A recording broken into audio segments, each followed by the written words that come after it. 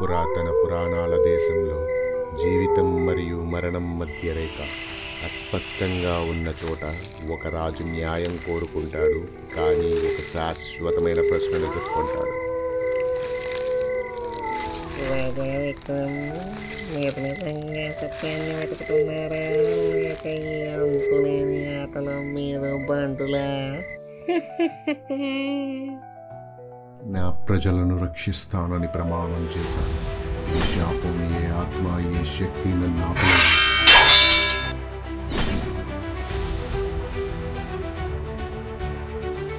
ఈ వీర కంకణాన్ని స్వీకరించిన ఆయన, ఇది నీ వద్ద ఉన్నంత కాలం ఏ ఆత్మ, ఏ దుష్ట శక్తి నీ దరి చేరలేవు.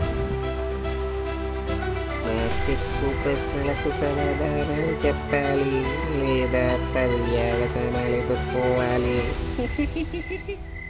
నేను నిన్ను సమాధానపరుస్తాను, కానీ ఈ నీ మాయలు మంత్రాలు నన్నేమీ చేయలేవు. గుర్తుంచుకో బేతాళ.